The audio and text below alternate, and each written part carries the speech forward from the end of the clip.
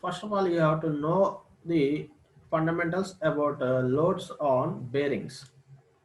This is a shaft or journal, and this is the bearing. Okay, this is the assembled view of a shaft and bearing. The Yeah, there are three types of loads acting on journal bearings or bearings, thrust bearings or ball bearings. First one is the radial load, second one is the axial load or thrust load, third one is the combined load. Okay, these three loads are acting on shaft. Okay,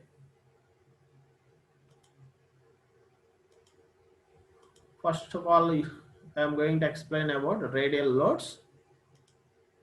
Yeah, if the load acts perpendicular to the direction of the motion of the moving element is known as radial load. Okay. Yeah, the load is acts perpendicular to the direction of the motion of the moving element. Okay. This is a moving element. Okay. Yeah, the load acts perpendicular to the axis of the shaft. Okay. So this is the shaft. Okay. The side view of this shaft is like this, and this is the axis of the shaft. Okay, this is the axis of the moving element. Now this is the bearing. Okay, so here the load acts perpendicular to the axis of rotation of the moving element. That means the angle between this load and the axis is 90 degrees. Okay, here you can observe here the angle between axis of the shaft and load is 90 degrees. So when the load acts perpendicular to the axis of the shaft or axis of the moving element is known as radial load. Okay, this is called radial load. Okay, here the main load is perpendicular to the axis of rotation. Okay, axis of the moving element.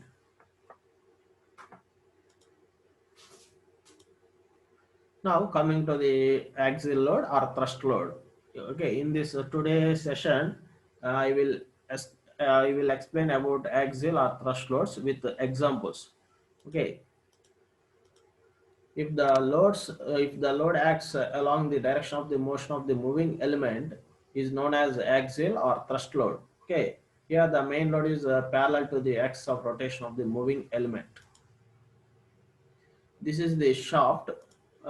Yeah, this is the axis of the shaft, and this is the bearing. Okay, here here the load acts along the axis of the rotation of the shaft. Okay, so here the angle between axis of the shaft and the load is 0. That means the load acts along the line, along the axis of the shaft. So this type of load is called axial load or thrust load.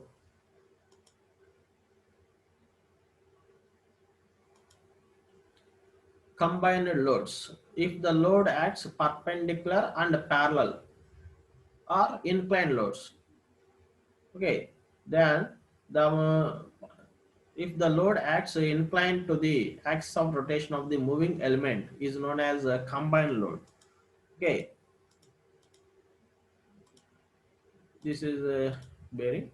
Now this is perpendicular to the axis, and this is the parallel to the axis. Here the load acts perpendicular to the axis of shaft and as well as along the axis of the shaft. So this both loads are acting at a time.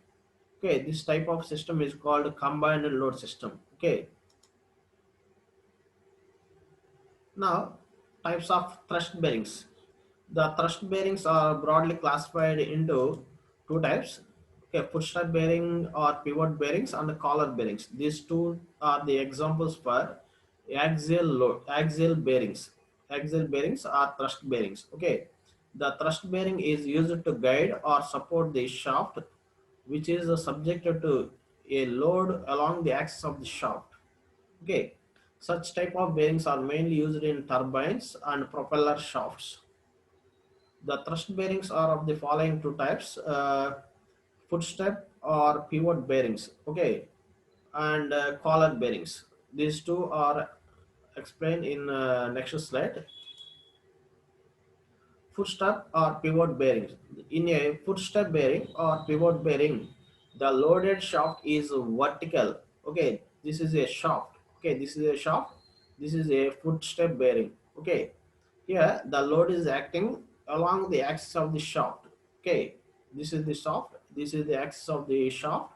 Here, this W is the load. Okay, here the load is acting along the axis of the shaft. Okay, for supporting the this load we are using footstep bearing. This is the footstep bearing. Okay, in a footstep or pivot bearing the loaded shaft is vertical. Okay, this is a vertical shaft and the end of the shaft rests within the bearing. Okay, the one end of the shaft rests within the bearing. Okay, rests within the bearing. A simple type of footstep bearing suitable for a slow running, okay, slow running and lightly loaded shaft is shown in figure A. Okay, this is a simple type of footstep bearing. Okay, in order to compensate for end wear, the following two methods are employed. That is, a shaft is counterbored. Okay, a shaft is counterbored at the end as shown in figure A, and the shaft is supported on a pile of disc. These are the disc. Okay, this is the shaft. Okay, this is the axis of the shaft, and this is a steel disc. Okay, this second one is a bronze disc, and third one is steel disc. Okay, here the shaft is supported on a pile of disc. It is uh, it is usual practice to provide alternate disc of different materials such as steel and bronze. Okay, steel and bronze as shown in figure. Okay, here we are using a steel disc, then after we are using bronze disc, and finally we are using steel disc again. Okay, here totally we are using three discs. Okay, two are steel disc and one and middle one is a bronze disc. Okay, these discs are used to minimize the wearing. Okay, so that the next disk comes into play if one disk seizes due to improper lubrication. Okay, now coming to the collar bearings, this is the example for a collar bearing. Here in case of collar bearings the shaft continues. This is the shaft. Okay, this is the shaft and this is the axis of the shaft. Here the load is acting along the axis of the shaft. Okay, here small r is the radius of the shaft, capital R is the radius of the collar. These are these vertical rectangles are called collars. Okay, okay, the radius of the collar equal to capital R and the radius of the shaft equal to small r. Okay, in case of collar bearings, the shaft continues through the bearing. Okay, the shaft may be vertical or horizontal. Okay, the shaft may be vertical or horizontal with single collar or many collars. Okay, these are called collars. Okay, uh, a simple multi-collar bearing for horizontal shaft is shown in here. Okay, the collars are either integral parts of the shaft or rigidly fastened to it. The outer diameter of the collar is usually taken as 1.4 to 1.8 times the inner diameter of the collar. Okay, here the thickness of the collar is kept as one sixth diameter of the shaft. Okay, 1/6 part of the shaft diameter. We consider the thickness of the collar. Okay, this is the collar. This is the This is the thickness of the collar from here to here. This is the diameter of the collar. Okay, Here, the thickness of the collar we consider as 1 by 6th part of the 1 by 6th part of the diameter of a shaft. Okay, and the clearance between the collars as one third diameter of the shaft. Okay, this is the clearance. Okay, the clearance here. Uh, the clearance between collars as one third diameter of the shaft. In designing collar bearings, it is assumed that the pressure is uniformly distributed over the bearing surface. Okay, here the shaft may be vertical or horizontal with a single collar or many collars. Okay, this figure shows a simple multi-collar bearing for horizontal shaft. Okay, okay. This figure shows the simple multi-collar bearing for horizontal shaft. Okay, here the load is acting along the axis of the shaft. Okay, for supporting this load, we are using the collars. Okay, Now I am now I am going to explain about solid journal bearing. Okay, these are the examples diagrams for solid journal bearing. This one is the bushed bearing. Okay, a solid bearing shown in here. It is the simplest form of journal bearing. Okay, solid bearing is the simplest form of the journal bearing. It is simply a block of cast iron with a hole. Okay, this is the hole with a hole for a shaft providing running fit. Okay, the lower portion of the block is extended to form a base. Okay, to form a base plate or sole with the two holes to receive bolts. Okay, to receive bolts for fastening it to the frame. Okay, so this one is called a base. Okay, this base contains two holes. These two holes are used for screwed fastening. Okay, now this is the solid hub. It consists of one hole. Okay, this hole is used for inserting the shaft. Okay, at the top of this hub having a oil hole. Okay, an oil hole is drilled at the top of the bearing for lubrication purpose. Okay, the main disadvantage of this bearing are uh, there is no provision for adjustment in case of wear. Okay, there is no provision for for adjustment in case of wear here. Okay, the shaft must be passed into the bearing axially. Okay, the shaft must be passed into the bearing axially, that is endwise. Okay, since there is no provision for wear adjustment. Okay, therefore this type of bearing is used when the shaft speed is not very high. Okay, not very high, and the shaft carries light loads. Okay, the shaft carries light loads only. Okay, this type of solid bearings carries light loads only. Now coming to the bushed bearings, this is the diagram for bushed bearing. Okay, a bushed bearing, as shown in figure, is an improved solid bearing in which a bush of brass or gunmetal is provided. The outside of the bush is a driving fit in the whole of the casting, whereas the inside is a running fit for the shaft. Okay, when the bush gets worn out, it can be easily replaced. Okay, these are the bush. Uh, when the bush gets worn out, it can be easily replaced. In small bearings, the frictional force itself holds the bush in position. Okay, but for shafts transmitting high power, high power. Grub screws are used for the prevention of rotation and sliding of the bush. Okay. Once again, I repeat the topic about bushed bearings.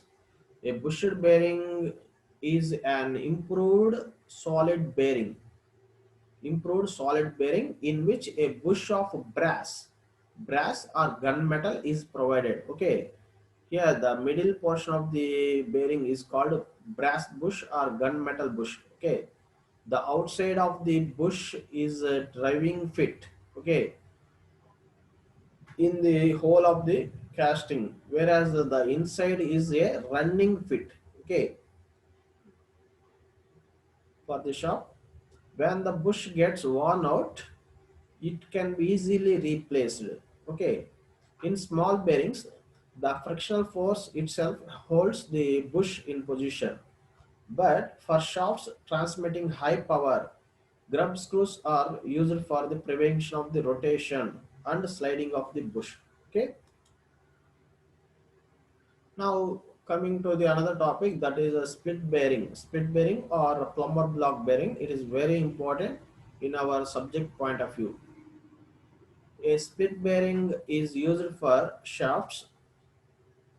Uh, a split bearing is used for shafts running at high speeds. Okay, this is a example diagram for a split bearing or plumber block bearing. Okay, this type of bearings used for shafts running at high speeds and carry heavy loads.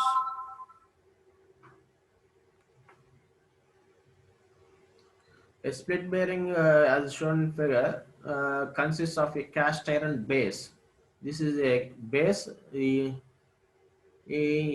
consists of a cast iron base, also called a block or pedestal. This bottom base also called a block or pedestal. Gunmetal or phosphor bronze brasses. Okay, these middle portion, gunmetal or phosphor bronze brasses, bushes or steps made in two halves. Okay, two halves and a cast iron cap. Okay, this is a cast iron cap. This two halves called bushes. Okay, phosphor bronze bush or a gunmetal bush. Okay, the two halves of the brasses are held together by a cap or cover by means of mild steel bolts. Okay, these are the bolts. Uh, the two halves of the brasses are held together by a cap or cover by means of mild steel bolts and nuts. Okay, this is a nut. Okay, here we are using two nuts, and this one is called bolt. Okay, here we are using two numbers bolts and nuts. Sometimes thin shims are introduced between the cap and the base to provide an adjustment for wear. Okay, when the bottom wears out, one or two shims are removed and then the cap is tightened by means of bolts. Okay, when the bottom wears out, okay, one or two shims are removed and then the cap is tightened by means of bolts. Okay, the brasses are provided with collars. Okay, the brasses are provided with the collars or flanges on either side in order to prevent its axial movement, to prevent its rotation along with the shaft. The for Along with the shaft, we are using four methods. Usually, we are using four methods in practice. First one is this one is first method. This one is the second method. In first method, the shunts are these are called shunts. The shunts are provided at the sides. Okay, these side edges are called shunts. Okay, the shunts are provided at the sides as shown here. Okay, and in second model, the shunt is provided at the top. Okay, the shung is provided at the top, which fits inside the cap. Okay, which fits inside the cap, as shown here. Okay, the oil hole is drilled through the shung. Okay, this is a oil hole. So this oil hole is drilled through the shung. Okay, this is a shung. Okay, this is a shung, and the middle line, the middle hole is called oil hole. Okay, oil hole is drilled through the shung. Okay,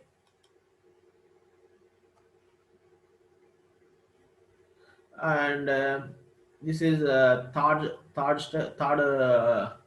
model, and third method. This one is the fourth method. Okay, in third method, the steps are made rectangular on the outside. Okay, rectangular on the outside, and they made to fit inside a corresponding hole. Okay, as shown here. Okay, the steps, these are called steps. These steps are made rectangular. Okay, these steps are made rectangular on the outside. Okay, on the outside, and they are made to fit inside a corresponding hole. Okay, now in fourth method, the steps are made octagonal. Okay, here these are the steps. Okay, the steps are made octagonal on the outside. Okay, and they are made to fit inside a corresponding hole. Okay, here the split bearing must be lubricated properly. Okay, the split bearing must be lubricated properly. This is split bearing. Okay, we are having two shins. Okay,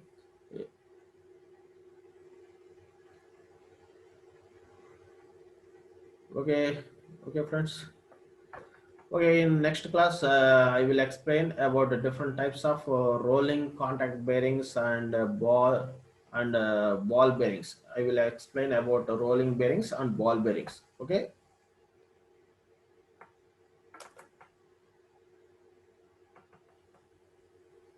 The given question is a journal bearing 60 mm is diameter and 90 mm long, runs at 450 rpm. Okay, the oil used for hydrodynamic lubrication has absolute viscosity of 0.06 kg per meter second. If the diametral clearance is 0.1 mm, find the safe load on the bearing. Okay, this problem is different from previous problems. Okay, this problem is very different. Okay, for finding out the safe load, we have to use the formula for a Sommerfeld number. Okay, now I am going to explain this problem. Journal bearing. Here also we have to design for journal bearing. Here the diameter of the journal bearing is given. That is the diameter means small d. Small d is given. Small d equal to 60 mm. Okay. This one is diameter d and 90 mm long. So this one for length of a bearing, and this one is speed. Okay, 450 rpm means speed of the shaft, and here the oil used for hydrodynamic lubrication is given. That is the value of absolute viscosity for hydrodynamic lubrication bearing is 0.06. Okay, this means capital Z is given. Okay, capital Z is the value of absolute viscosity. Okay, now then after you have to find. Okay, here diameter clearance also is given. That is diameter clearance means capital C. Capital C equal to diameter of a bearing minus diameter of a shaft is given. Okay, the value of capital C equal to 0.1 mm. By using these details, you have to find the value of Safe load means W. Okay, in this question you have to find the value of W. This is a question. Okay, these are our given data. By using these details, you have to find the value of W. Okay, now I am going to solve this problem. The given data is a diameter of the journal also given, that is D equal to 60 mm, that is 0.06 meters, and the load on the journal W is not given. You have to find that value, and the speed of the journal is given, that is N equal to 450 RPM. Okay, 450 revolutions per minute. Okay, RPM means revolutions per minute. Now absolute viscosity also given, that is capital Z. Capital Z equal to 0.06 kg per meter second. Okay,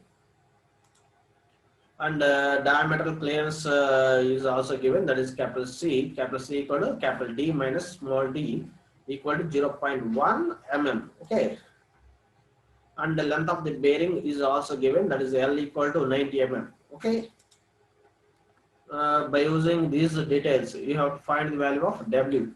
Okay, these are the given data. Now, first of all, you have to know the value of bearing pressure, capital P. First of all, you have to find that value. Okay.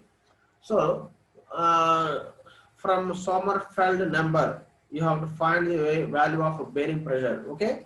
This is the expression for Sommerfeld number. Okay. Zn by P into D by C whole square equal to 14.3 into 10 power 6. This is the formula for Sommerfeld number. Okay, here Z is the absolute viscosity. Okay, Z also is given in our problem. Okay, N is the speed of the shaft, in RPM, in revolutions per minute. This one also is given. Okay, here capital P is the bearing pressure. This one is not given. Okay, you have to find the value of bearing pressure.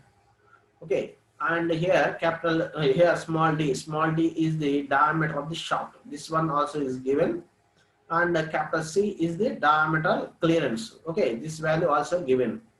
Okay, by substitute all these values Z, N, D and C values, we finally got the value of bearing pressure. Okay, so now these are the values.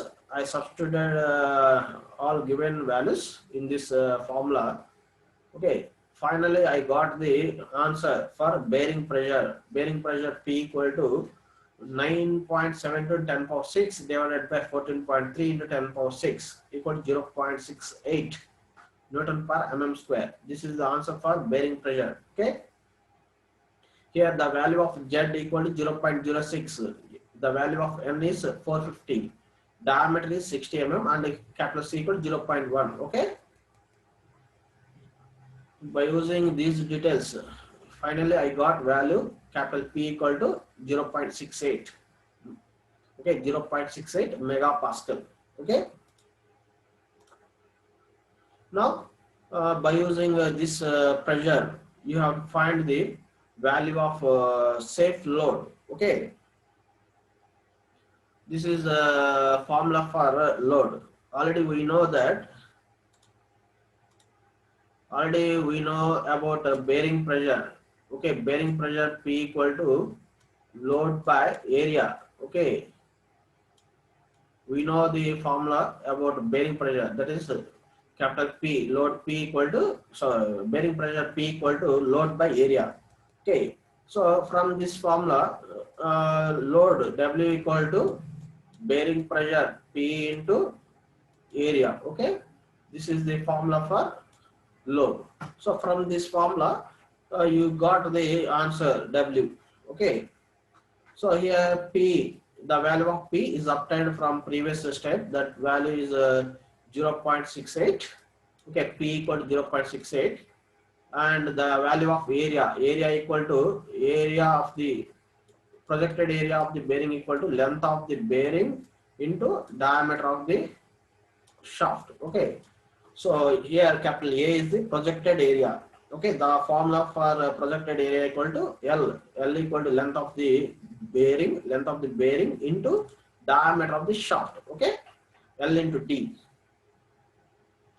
Now substitute the values of L, D and P values. Finally, we got answer W equal to 3672 newtons. Okay, this is the answer for safe load. Okay, so the safe load acting on bearing is 3672 newtons. Okay, this is our required answer for this problem. Okay. Okay, in this session totally I explained four problems on journal bearings. Okay, this session is the last for journal bearing design. Okay, tomorrow onwards I am going to explain about design of rolling contact bearings, that is roller bearings, ball bearings. Okay, okay friends, thank you.